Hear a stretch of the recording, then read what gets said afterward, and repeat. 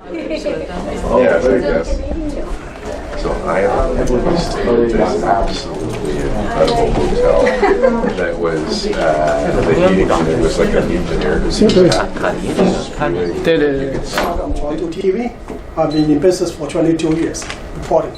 Okay, my question is that you're turning from businessmen to politicians. So you mentioned about the federal government invest on housing, right? That's the housing investment for the budget. But when we look at that, it looks like the housing investment is catering for the last year's problem. This year we see the condo pricing dropping. In Toronto, more than 10 condo projects slashed.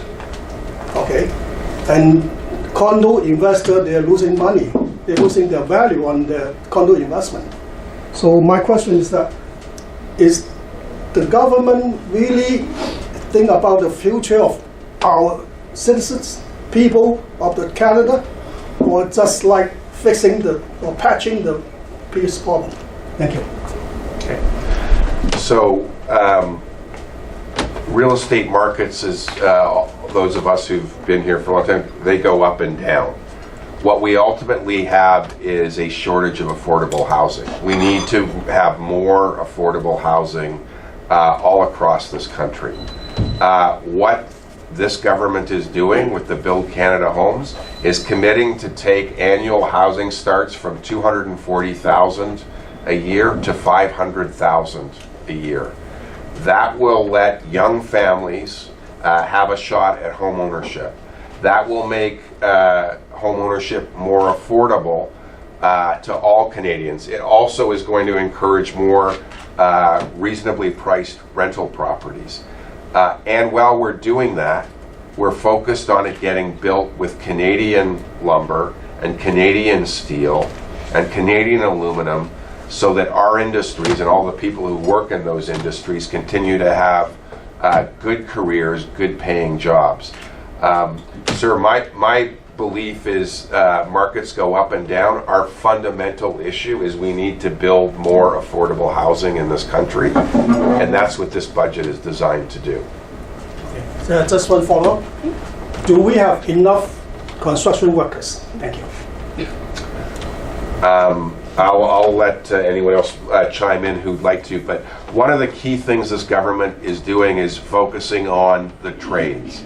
So as part of this budget, we are working closely with unions all across the country, particularly around major projects.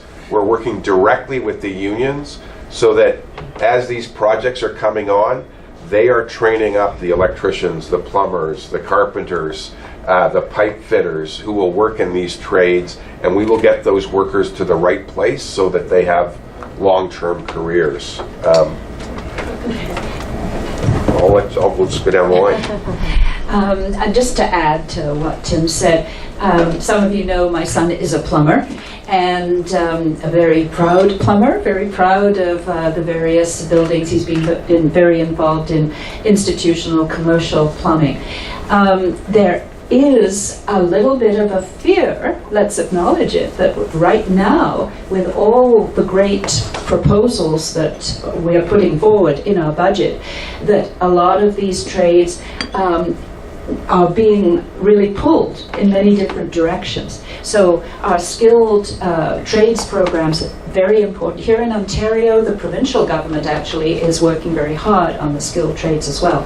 So it's a bit of a challenge. Tell all your kids, like I told my son, the skilled trades are where it's going to be at for a lot of young people over the next several years for sure. And I can tell you, my son tells me, did you see the building on Yonge Street in Aurora? I just finished that long-term care home, etc. There's a lot of pride in this kind of work. It requires real skill.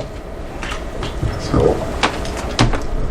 I was going to add that in terms of immigration, express entry, we're really focused on some of the high-need sectors like health, tech, and of course construction.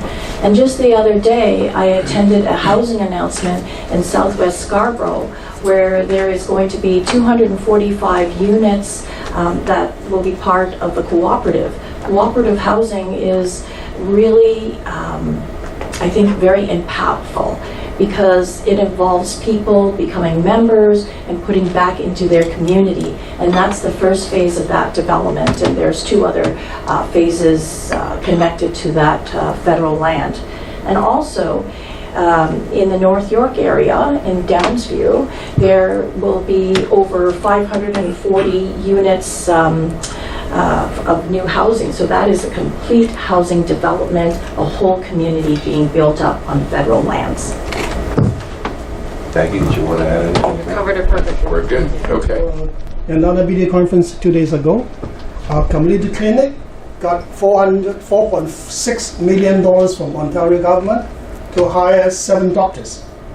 For the last 6 months, he's fortunately get 1.5 doctors. All right, still have 5.5 doctors vacancies. So, and then the clinic hired a nurse. That nurse is from China, trained a doctor, and then got a nurse designation in Canada, working as a nurse, and he take the master course and become a nurse practitioner. Now she can act like a doctor to see the patient's consultations. All right? So when we look at that meeting conference, a lot of seniors of Chinese, their family doctors retired.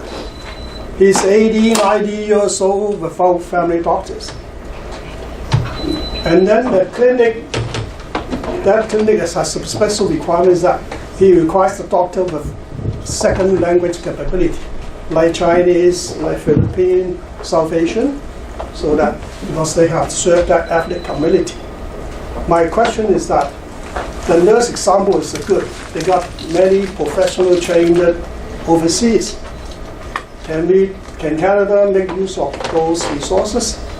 Can federal government help provincial to solve the doctor shortage problem? Thank you. Doctors, nurses, pharmacists, dentists that are doing jobs outside of their professionally trained fields.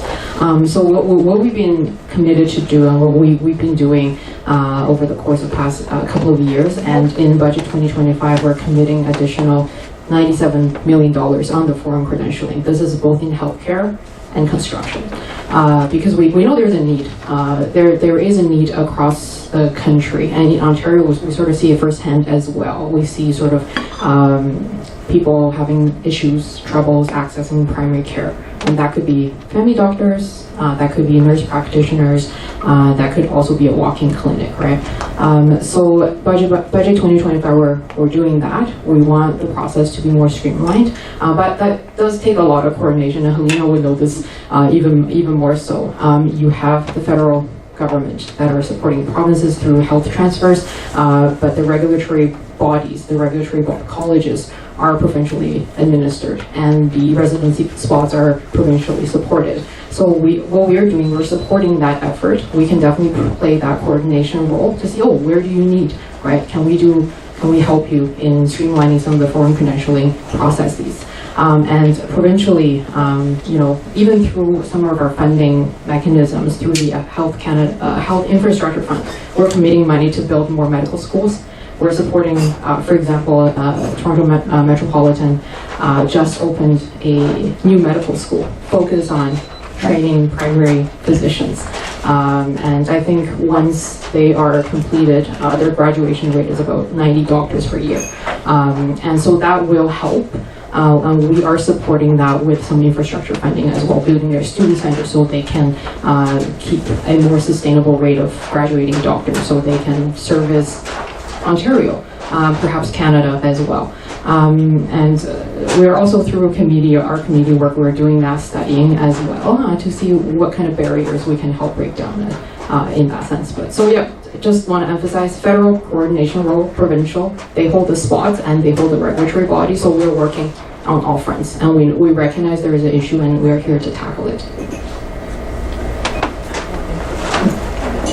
So certainly Maggie's explained a great deal about what is being done in Budget 2025, and I've always been, I was Minister of Health for Ontario, and I've always been in favour of the expansion of the scope of practice. And there are good signs happening with the Ontario government now, particularly pharmacists. I was talking to a pharmacist yesterday, very pleased about their ability to expand their scope of practice to be able to treat minor illnesses in the pharmacy.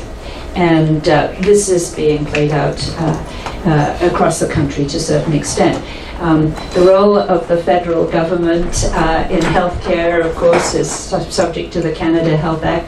I have received a number of suggestions how we might want to amend the Canada Health Act going forward. So there's always more work to do, and hopefully we'll be in government in the next, after Monday and after the vote.